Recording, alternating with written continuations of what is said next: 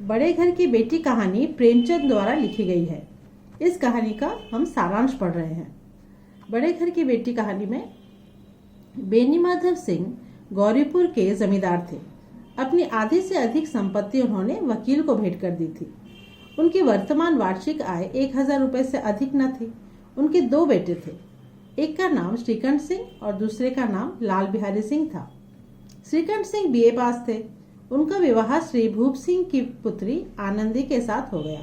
आनंदी बहुत सुंदर और गुणवती थी। आनंदी का विवाह मध्यम परिवार में हो गया। अपने आप को परिस्थिति के अनुकूल बना लिया। श्रीकंठ शहर में किसी दफ्तर में काम करते थे और आनंदी अपने ससुर और देवर लाल बिहारी के पास ही गांव में रहती थी। एक दिन दोपहर के समय लाल बिहारी 2 चिड़िया मारकर ले आया और भाभी से पकाने के लिए कहा।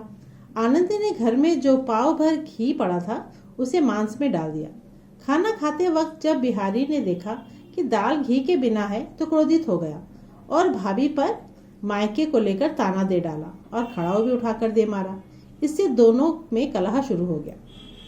शनिवार की संध्या जब श्रीकंठ शहर से आए तो आनंदी के कुछ बताने से पहले ही बेनीमाधव सिंह ने अपने बेटे लाल बिहारी के पक्ष में उसे बताया और आनंदी को बहुत बुरा भला कहा। श्रीकंठ ने अपने पिता से स्पष्ट कह दिया कि इस घर में अब वह रहेगा या लाल बिहारी रहेगा। पिता के समझाने की बहुत कोशिश की, लेकिन उसका क्रोध शांत न हुआ। आपसी झगड़े के कारण लाल बिहारी के घर से चले जाने के बाद से आनंदी को भी चिंता हुई। वह घर में शांति चाहती थी। उसने सोचा कि अगर झगड़ा बढ़ेगा तो लोग तमाशा देखेंगे। लाल बिहारी को भी अपने किए पर पछतावा हो रहा था। आनंदी ने अपने देवर को अपनी कसम खिलाकर घर से जाने को रोक लिया। श्रीकंठ का हृदय भी पसीज गया। दोनों भाई एक दूसरे के गले मिल गए।